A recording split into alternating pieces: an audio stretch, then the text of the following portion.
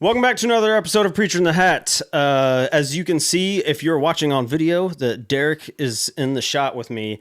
And if you're familiar with the show, you know what that means. That means we have a guest in studio. Yeah, so baby. I was wondering if everybody would put a hand together for Mr. Jeff Shelnutt. Woo! Yeah, baby! All the way from Macon, Mississippi. So, super friend of the show, Jeff. We appreciate all that you've done to support us as we got started. And that is not, of course, not the only reason to have you on the show, is because we've got a lot of stuff that we want to hear from you. But welcome. And this time, with this welcome, we'll allow you actually to respond verbally as opposed to like deafening applause. Thank you. I'm excited to be here. I enjoy the show, and so it's just an honor to be on with you guys. Yeah. Looking forward to this time. We're happy to have you. So, Jeff, one of the main reasons we brought you in, of course, you know this, but this is more for everyone else, is that we have had the honor and pleasure over the years, based off of where we go to church here in Birmingham at Grace and Truth, to hear a lot of stuff about what you have been able to do on the mission field, both stateside and internationally. So it is high time for Preacher in the Hat to Go global. go global. Oh, Exactly. yeah, baby. Exactly. To see to get that story out. Not that it's not already out in a bunch of places, but well, to be frank, Jeff, we want our turn. So we're really happy to have you here.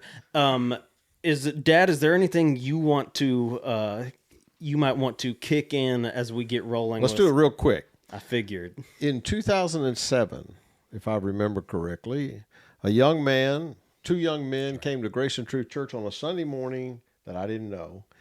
And they were there and worshiped with us. And then at the end, I noticed that they went immediately to their car and took off to their car. And just like Chris Sumter does every Sunday, But anyhow, they were probably just as quick or quicker than him. But I chased them to their car and said, I want to meet you guys. And so we shook hands, greeted each other, found out they were back from Belize. That's right. At that time. I had been missionaries in Belize for a while, several years. I think you said maybe you started in 2000 sometime. So it would have been years. for a while. And you had returned from Belize. And so I said, why don't we have lunch together? And we had a cafe called Kairos Cafe at that time at Grace and Truth, and we did. And it's been together. We've been together ever since. So that's Mr. Patrick Evans, who has been your leader at times. Initially, he was, and he was, and yourself formed Dayspring Mission, and you've been in Belize, and you've been in Nigeria, and you've been in Macon, Mississippi, and Birmingham, Alabama, and all over the place. So we don't have to go in any particular order, and whatever you guys would like to do, we'll go from there. I need to know, though, I need to go back to that, though, first, because if you've ever been around Birmingham, like, Grace and Truth doesn't just, like, pop off the page. That's really good question. So, good comment. and you guys were, like you said, you were just back from Belize. How did you end up there? Oh, good question. That's a great question. I had heard of Grace and Truth, and that was before we went to Belize, which Patrick and I started working together as Dayspring Mission in 2000, and so we were in Belize until 2007. And I'd previously heard of Grace and Truth, and I'd heard that it was a Mennonite church, at least at the time. Yes. And that was interesting because there's not many of those around in Birmingham. Right. And that morning, I think we had maybe a previous engagement at a church that had fallen through. Something had happened, and we were free to go and just find a church of our choice. And so we said, hey, let's try to find. Well, first of all, let me back up. We had heard also there's a Quaker church. Yes, I remember that. And we thought, never been to a Quaker church before. This should be interesting. We couldn't find the Quaker church. On South Side. It was somewhere on South Side. Somewhere. I don't think the address matched where we were looking anyhow. And as we were looking, we drove by Grace and Truth and saw the sign, and we said, well, how about that? We've talked about popping in there before. Here it is. And so we went inside. The service had already started, I believe, maybe maybe you guys are wrapping up the last song, and Okay. you were getting ready to preach. Rest And is history. the rest is history. And it was not Mennonite. It was not. It was no longer Mennonite. That's happened to a couple other people. That's right. And we were like, this is not what we expected. We didn't know what to expect, Yeah. but it's not this. But it was Because good. you knew some Mennonites in Belize. We too, did. So you'd had some connection Sure there. did. Ah, okay. Actually, in Belize, we knew various kinds of Mennonites, but there is a Russian Mennonite community, which is old order Mennonites, more like the Amish, for people that might be more familiar with the Amish. And that kind of plays into more of the story of Belize, but Yeah. but they lived very primitively, and they used horses and buggies, and we had gotten to know the community, some people in the community through our various travels in Belize. So I don't know if we were expecting that from Grace and Truth, but it certainly wasn't that. Yeah. Yeah. So in Belize, you actually were among a group of Mayan Indians. Am I right? The village you lived in. Tell us about that a little bit.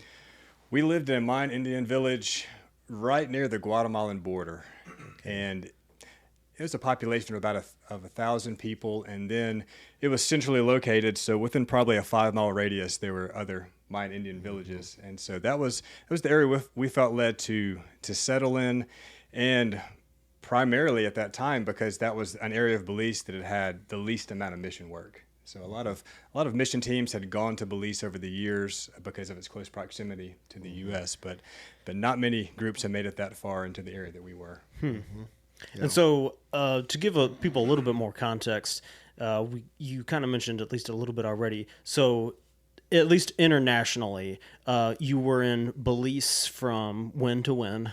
Belize from 2000 to 2007. Okay. And your other international stops?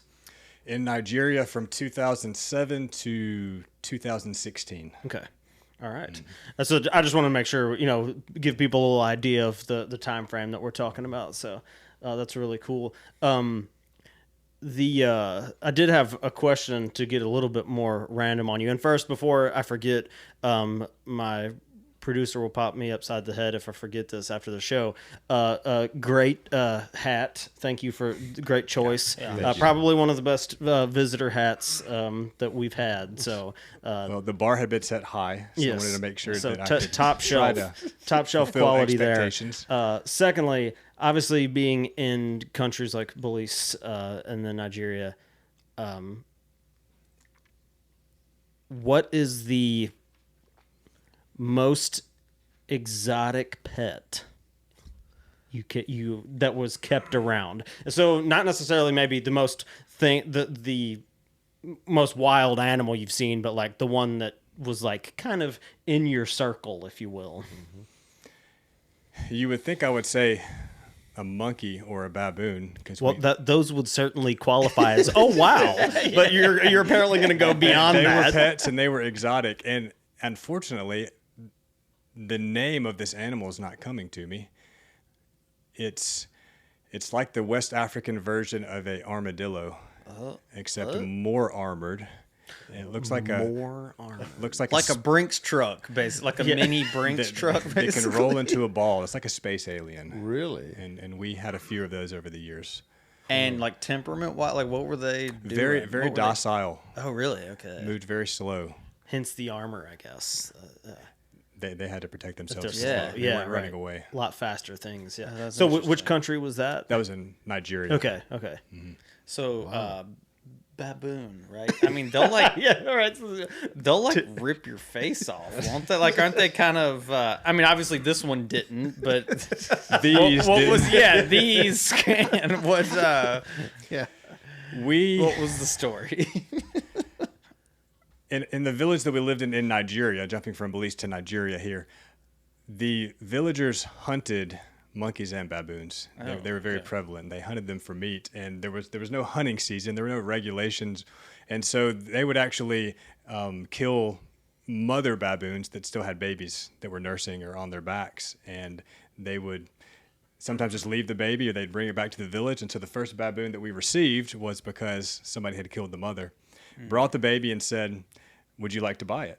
And I think we paid maybe $5 for it, which was a good deal for them and a good deal for us as Yeah, well. yeah. And that was the first baboon, and her name was Edna. And so over the years, we had more baboons brought to us and some monkeys as well, and it was all the same situation. We were basically running a rescue along with the ministry just to help the animals out, because otherwise they wouldn't have had a chance. Wow. Interesting. Crazy. That's and like amazing. the baboons were like, they were pretty cool with you guys, or they're Because they started out so young with us, okay. they were. That makes sense. Yeah. And the males, as they got older, they get a little more aggressive, so we did have to be a little bit careful. But it definitely was different than if we'd gotten an adult baboon. That would have been more difficult. He's got his exactly. face. It's Yeah. looking. Yeah. It looks clean. Yeah. So he's So got this is the- my good. original Scratches. face. This is the original one. Original the real face. face. This is Jeff 1.0. So let's find out, since we jumped to Nigeria. Yeah, that was my little bad a little- completely. no, it's okay. Talk about the village where you were in Nigeria. Now, I know you had in the city. You had a house. I know that from past stories, but you actually were in a village way out, very distant. In both settings, you were very rural. Am I right? That's But correct. tell a little bit about the Nigeria setting. Sure. The village in Nigeria was even more remote than where we lived in Belize. I would say in Belize, we were about an hour and a half driving from town. I think it was about a 30-mile drive. In Nigeria, we were 4 hours from the nearest city. And it was only about a 90-mile drive, if I remember correctly, but it would take us 90 miles take 4 hours. It would take us 4 hours. Yep. And So definitely 12 some miles interesting would- terrain. Oh, yeah. Yeah. 12 of those miles, the last 12 miles into the village would take us about 2 hours. And sometimes the road would be so bad that we'd have to actually get out and work on it. We'd have tools that we kept with the Land Rover that we would pull them down and have to work on the road just to be able to pass, depending on the time of year. But it was a very remote area, and that's one of the reasons that we were attracted to it, was because it had very little mission work in that area in the past. Very few missionaries had been to that area, and none had lived back there before. And so that gave us the opportunity to reach out to a completely unreached people group, the Fulani, which is the largest unreached people group in all of Africa, and then also the local tribe, which was the Missionary, and they were a partially reached people group. So had a little bit of knowledge of the gospel, but it hadn't really taken root in their midst. Gotcha. Now, you actually learned the language in Nigeria. Is that true in Belize as well? Thankfully, Belize is a former British colony, so the official language is English, and a lot of people spoke it. We could get away with English. I got you. Well, for that matter, Nigeria also used to be a British colony, but in the area that we were, once you get out away from the city, not many people speak English. And so I learned Hausa, which is the major trade language of northern Nigeria. Gotcha. Basically, it's if you know English, then you can go to a lot of places in the world and you can communicate with a lot of people. If you know Hausa in Nigeria, there are over 600 tribes that all have their own language, but if you know Hausa, you can probably talk to half of them.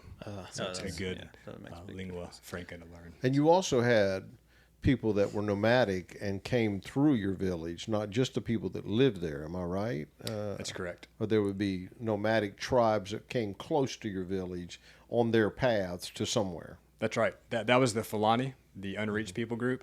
They are largely nomadic, and they would travel all over Nigeria with their cattle. Just depending on the time of year, they were looking for the greenest grass. They would follow the rain, so to speak. And we had a major trade route that ran about 100 yards in front of our mission station. And so we'd have thousands of Fulani that would pass every year. And this was a mission statement that you and Patrick built. That's right.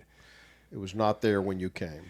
We lived in a tent for 8 months while we got the villagers to help us make mud blocks and dried those in the sun. And then we built a house out of those blocks and eventually built a barn and just kind of grew it up from there. So yeah, it was totally from the ground up. I think that's a big part that a lot of people who have not done like actual like mission work out in the field like you guys did is that we think of, or I think of the verse, go into the world and, share the gospel. That's a paraphrase, but and you think like you just go and you're just boom, you're there and you're sharing the gospel. But there's so much, I'm imagining, legwork at the front, particularly. And you can maybe even compare some of this for us, like Belize versus Nigeria, like how much lead up time and what all you had to do to get ready before you were like, how long was it before you were actually like, okay, we've earned trust. We can share the gospel with these people.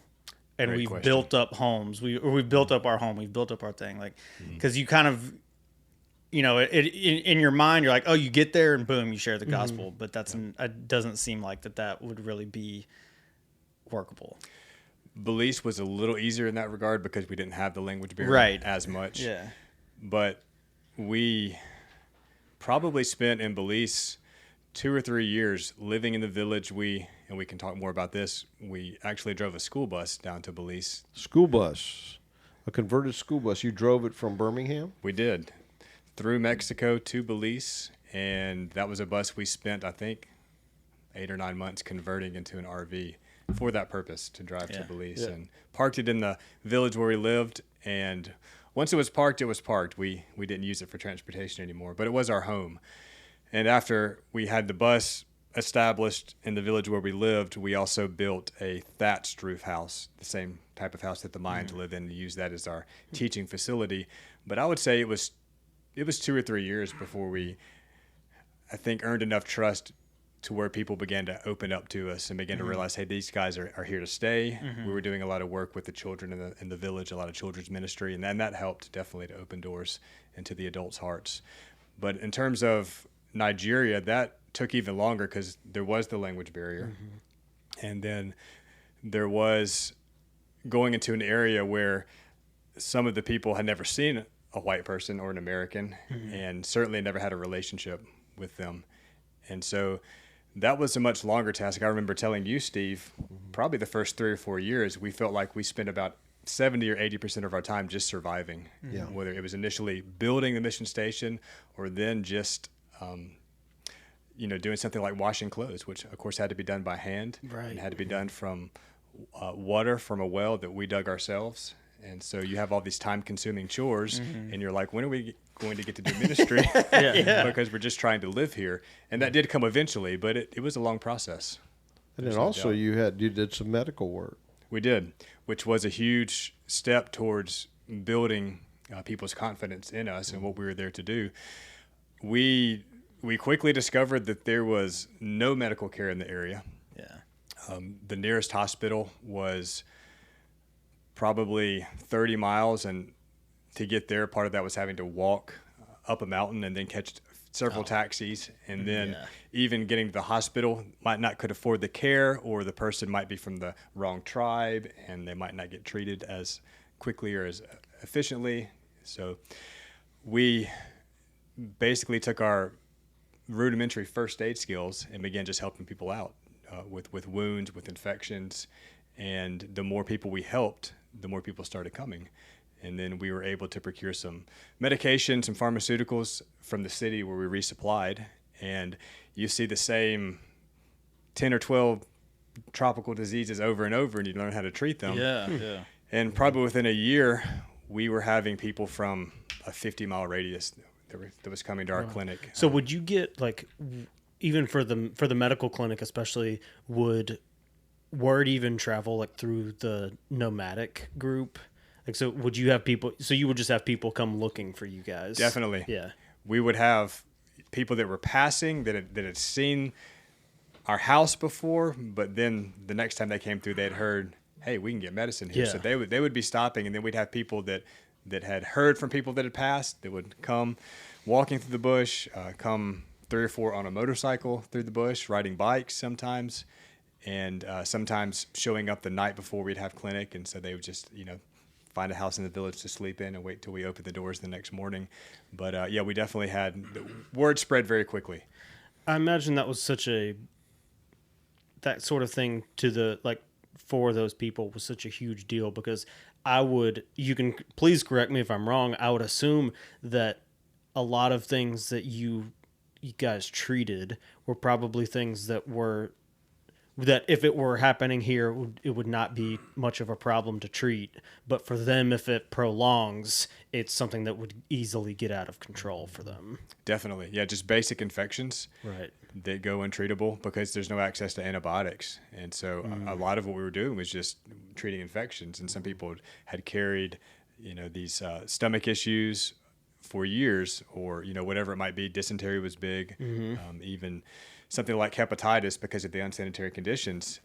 People remained untreated for a long time. They had very robust immune systems because of growing up in that environment, but just felt bad all the time. And so a lot of times it was just a matter of, getting them on the right antibiotic and getting them some vitamins and kind of coaching them about diet and some lifestyle choices. And that did it. That's crazy. Here's the part. This is what would strike fear in the heart of me. If I was helping in a medical station, were you guys ever involved in assisting with a childbirth?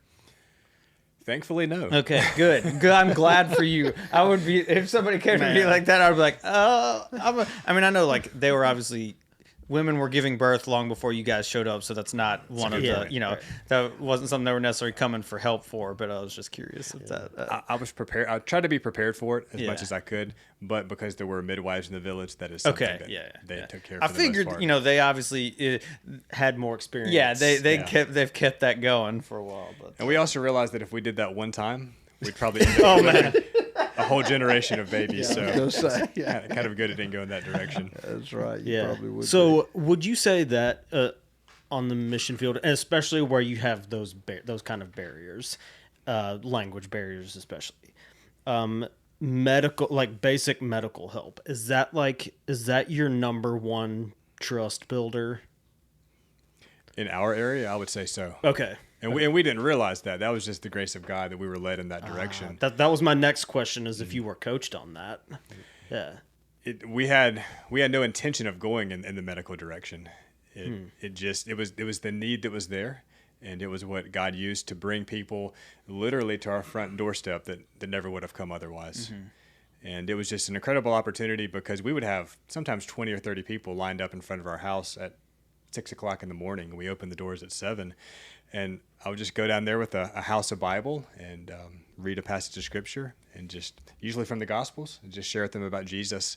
Sometimes it'd be 80 or 90% of these people that were waiting would be Muslims, and so in many cases had never heard the gospel before. And I can't think of anything else that would have brought people to our home and would have brought them with open hearts than doing what we're doing in terms of the medicine. And not just brought them there, but to actually listen to what you had to say. Yeah. Because if they left, they didn't get the medicine. Yeah. And so right. but then when they started feeling better, they were grateful. They told their friends, and even if there was an aversion to hearing about, Jesus, they still came. Did you get much hostile reaction at all? If you did that at all? I bet you didn't. I never got any. I never heard about it. Never received any hostility from sharing the gospel with any Muslims that came to our medical clinic. Yeah. Now, sometimes you get people that didn't seem like they wanted to be listening, but they were always polite. Yeah, right. And they would hear me out. So probably contrary to the way it would be in the United States. Yeah, very different. A little more resistance. As in polite, sure. That kind of thing. So, yeah, so really, and in Belize, you didn't do as much medical stuff there, but you did education stuff a lot with the kids. Am I right about that? That's right. And so that was like the education was an open door. Yep. In Belize, the medical stuff was an open door in Nigeria. Is that what I'm hearing? That's correct. That's what I remember, but I'm just checking. You're right. In Belize, we did see a lot of machete wounds. That was kind of that was the tool of choice for the Mayan Indian. They would use them for building their houses. They would use them for going to the farm, for clearing land, and they would use them accidentally to cut themselves. And so we got a lot of machete wounds. Thankfully, they were very straight and usually easy to clean.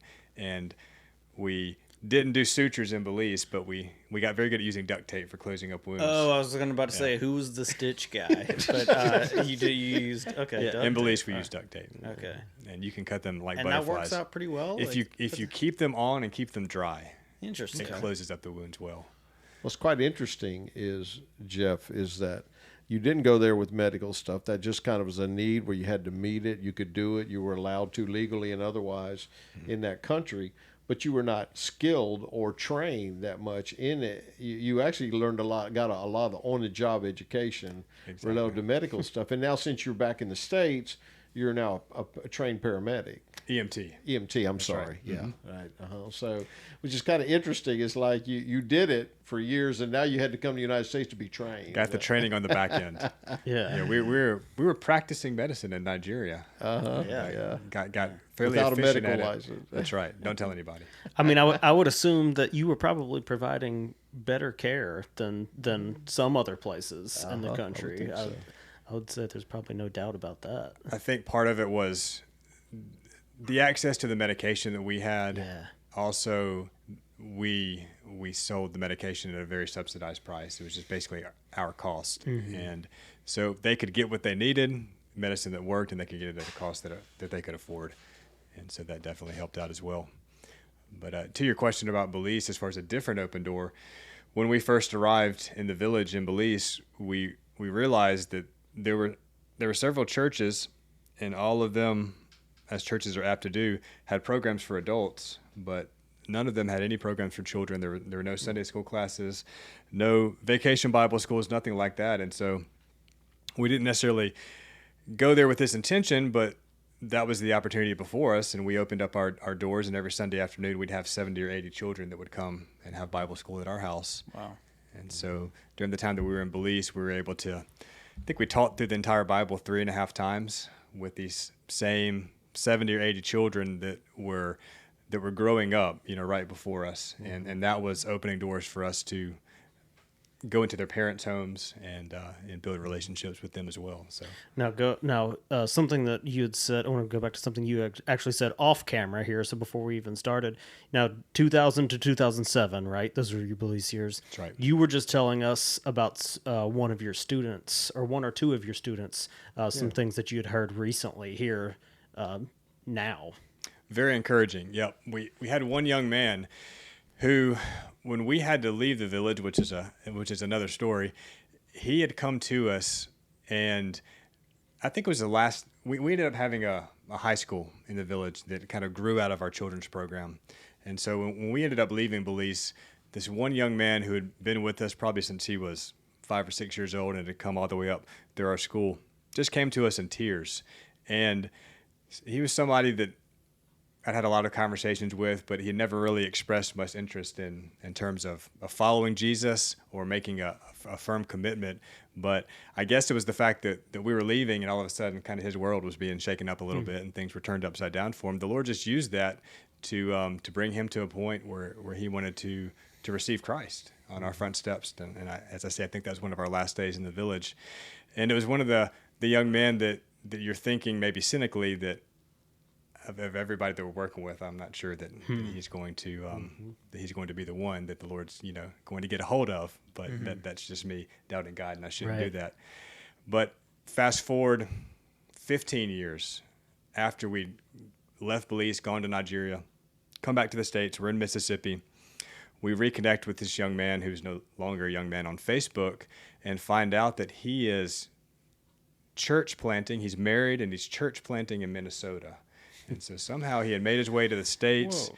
He was doing construction work, and then he was also pastoring, and came and visited us a couple years ago, and we were able to catch up with the first time we'd seen him since leaving Belize, and just to see what the Lord had done, bringing him even further north. Belize to Minnesota was his parka like a couple meters thick, probably when he talk moved. about worlds Man. apart. Yeah. And then there was another young man recently too you've heard about. That's right. Another young man that was one of our students in Belize. He had gone on to join the military in Belize and had begun living a life that was far away from the Lord. And at one point, he had been drinking. He was out walking late at night, and he had got hit by a car. Broke his leg, ended up in the hospital, and that was the moment that the Lord got his attention as well. And so he's another one that we reconnected with on Facebook, and he's actually training to be a pastor at this point. Mm-hmm. And occasionally I'll see his Facebook reels go by, and he'll be preaching, and that's just very encouraging to see years later what the Lord is doing in these now and men's lives. He's still in Belize? He is. Okay. Mm-hmm. Mm-hmm. And another student that I believe too is also doing some pastoral training. So that's 3 that we worked with directly. That's awesome. It's like 17 years later, plus whatever the work is is still continuing. That's Still I mean that's continuing. just awesome to see. Yeah. So if it's a possible story to share, because you kind of brushed by it there, what initiated the move from Belize to Nigeria? When we first went to Belize, we had to enter into an agreement with the village where we lived that they would give us 5 years and then reassess what we had done since we had been there. And a lot of that was just mistrust of foreigners, and in some ways rightly so. Some people from America had come into the area and bought up some land, and that was encroaching on land that they were farming, and so they wanted to make sure that what we're doing is, what we say that we're going to do. And that was about 2 years into our stay there when that agreement was made. So that's 2 + 5, 7 years rolls around, and the end of our agreement is coming up, and the men are coming together to vote, and the vote ended up going against us. And we don't know all the reasons for that. We'd been working with most of these men's children for a long time. I think that part of it might have been a strong Roman Catholic faction in the village that had gotten to the local government. And of course, we're evangelical missionaries, and so there's a little bit of tension there. Again, we don't know all the reasons other than the Lord orchestrating it, but we ended up having to make a decision. Were we going to try to really fight to stay and spend time pointing out, saying, hey, we've done this for you. We've been here. We've fulfilled our end of the obligation, and, point out all the benefits that we felt we had been to the people, or just see this as a door closing and another one opening somewhere else. And both Patrick and I had felt like we would ultimately end up back in Nigeria. I say back in Nigeria because we had spent some time there in 1999 before even going to Belize. But we felt like Belize in many ways was preparation for Nigeria, which it ended up being. Mm-hmm. So, okay, cool. A little discouraging to be kicked out of the village that you lived in, that you'd invested in. But at the same time, we were trusting the Lord through that process. Mm-hmm. Absolutely. Go ahead. And that's when 2007, after you got kicked out, is when you came to Grace and Truth. And then we were able to support and walk alongside you when you went to Nigeria. Right? And what was that length of time there quickly between when you got back from Belize and when you launched into Nigeria? Give me an idea of what that was like in terms of time frame. I believe that was only about 8 months. 8 months, okay. We had a quick turnaround. Oh, man. That is... And how do you find where you're going in Nigeria? Yeah.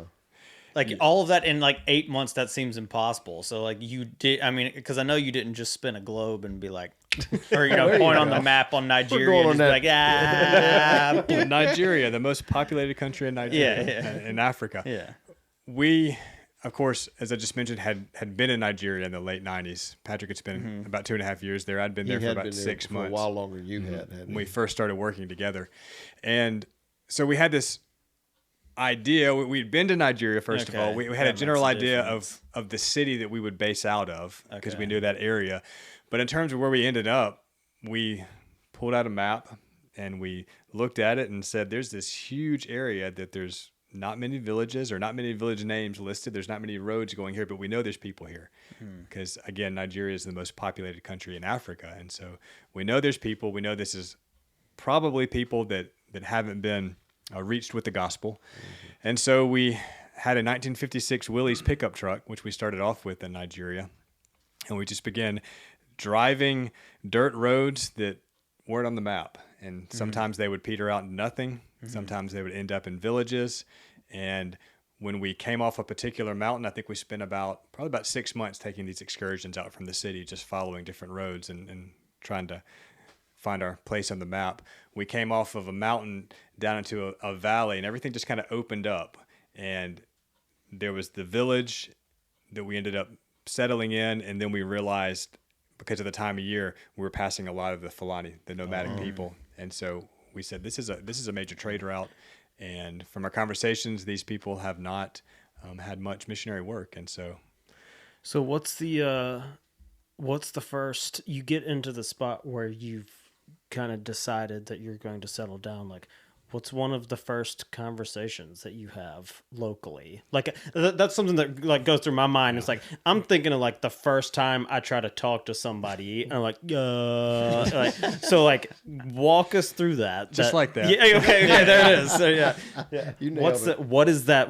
Those initial conversations like, especially when you don't know the language. Yeah, and that was before I was proficient in Hausa, and we had a friend of ours named Gideon. And he was interpreting for us. Okay, gotcha. He was traveling with us, and when we got to this particular area, he was like, "Wow, this is a very primitive area." And he had seen a lot of remote places in Nigeria, but he could tell this area was unique. And basically, we found the chief of the village, and I say chief, so you picture maybe somebody sitting on a throne with regalia on, but this is, you wouldn't know him from anybody else other than he's the recognized leader of the village. We found him, went to his house. We were sitting around eating peanuts with him, which is something they grow in the area and something they bring out for guests, and just trying to explain to him who we were, what our intentions were. He knew about missionaries. He understood the concept. And at that point, we were just saying, we're looking for a village that will give us some land to build a house on and to farm and to be able to use it as a place to benefit you as a village. And we were hoping that we could sell it, that he would receive that. And everybody was very receptive. I think in most places that we went and presented what we were there to do, but this village in particular, they seemed to be more excited. They almost immediately stood up, and the chief and the elders began walking us across some land that they said, "This is available. We'll give this to you. There's a farm here. We'll make that person move." So, You're like, whoa. hopefully, I think I knew who that was, and he ended up being a friend. So Okay, good. It worked out. But it was 9 acres, and they were like, "You can settle right here." There was the Fulani trade route, going right beside it. We were adjacent to the village. Beautiful area, a needy area in terms of the spiritual needs and otherwise, and so it just felt right. So they gave you 9 acres. Boom, here you are. Gotcha. That doesn't happen around here. That's a pretty good first conversation there, Eric. You had a good question. Yeah, it's like, That's pretty good first conversation. You guys, I'm like wondering how I could get a single word out, and you had an interpreter. That's great. It's like, but the Lord was definitely with you guys for that. And Gideon that was initial. with you throughout your time in Nigeria. He was. He traveled with us quite a bit. He didn't live in the village. No, I but knew that. He did. He did live in the city where we would go to resupply about every 6 to 8 weeks, and so we stayed in contact with him. When you're in Nigeria, you're doing your grocery shopping, your supply shopping, even in the city.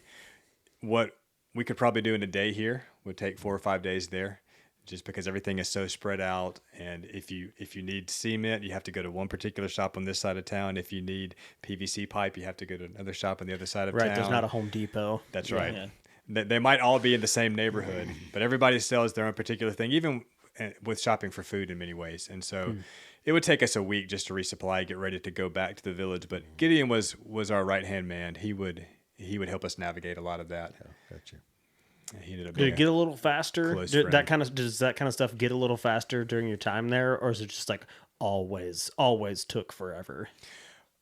I learned where to go to get the things that I needed, but it would always take a long time because they're not a fast-paced society, and so you do take the time to converse with the shop owner, and you do force yourself to slow down, and you get to somewhere and realize they don't have what you need, and you're going to have to wait on it. And maybe that's them sending somebody to go get it, and you wait for an hour before they come back, or maybe that's come back tomorrow, maybe we'll have it. Yeah.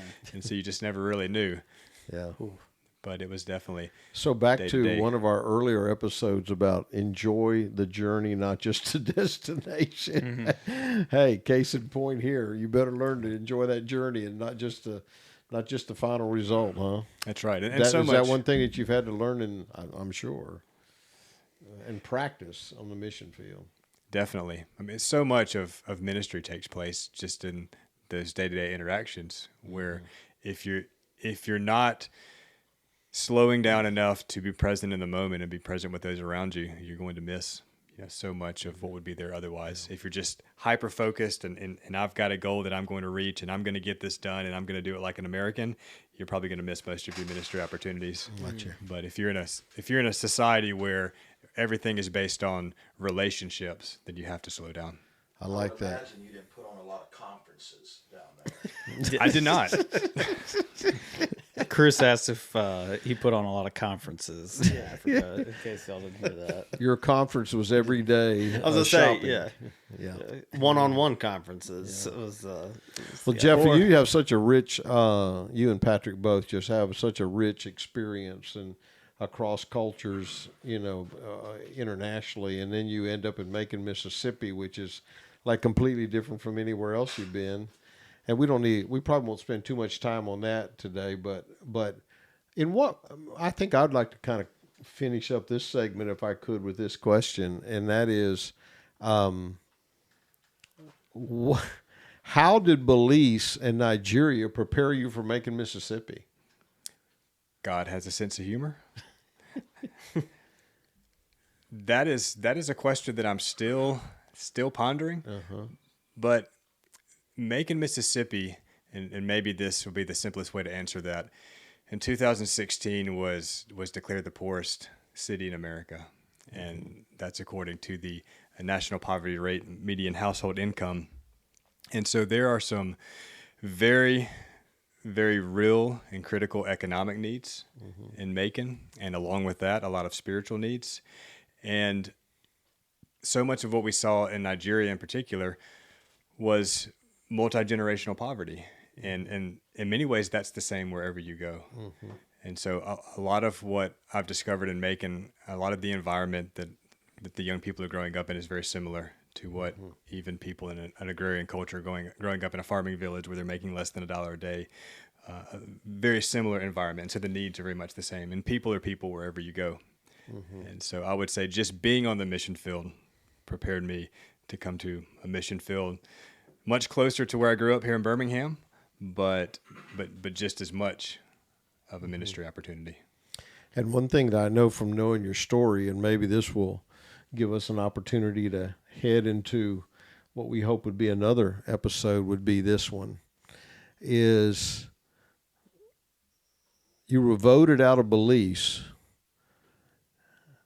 and Nigeria, while it was different, was also, you weren't given many options about whether you should stay in Nigeria or not. And there's a whole story behind all that, which I know we want to hear. But I think what's interesting about that to me is that, like, sometimes when the Lord's working like that, it's almost like he needs you to go. So if he needs you to go somewhere else, is it like in that scenario as hurtful as leaving may feel, like, is it sometimes just like, if the Lord slams the door, then it's like, well, at least the door is slammed and not cracked for me to try to make a decision in my own strength, or something like that. Is the finality helpful at all? Yes. Yeah. Just it being definitive. Right. You know the door is closed. You worded it well. It's painful. You don't necessarily want to leave. I didn't envision leaving, at least not Nigeria. That was not on the cards at all. But through the circumstances, the Lord made that very clear. And so there's peace in that, in the midst of the disappointment. Well, we definitely want to get to that story about why you you and Patrick ended up leaving Nigeria. So we're going to have you stick around, and I hope that everybody will come back. For you, it will be for you all out there, it will be next week. For us, it's going to be right now. We want to get started on an incredible story that Jeff is going to tell us of, as it led up to their exit from Nigeria. And we're going to get into that real quick. But thanks so much for kicking off this discussion with us. And as you started talking about y'all's move to Macon or all that kind of thing, I was really disappointed about wrapping this up, because we could probably go for at least another episode or two just on all the stuff that the Lord is doing here stateside with you guys too. But some other time we'll jump into that. But for now, for Derek and Steve, Chris behind the cameras, and our special guest, Jeff Shelnutt. My name is Eric, and this has been Preacher in the Hat. We'll see you next week.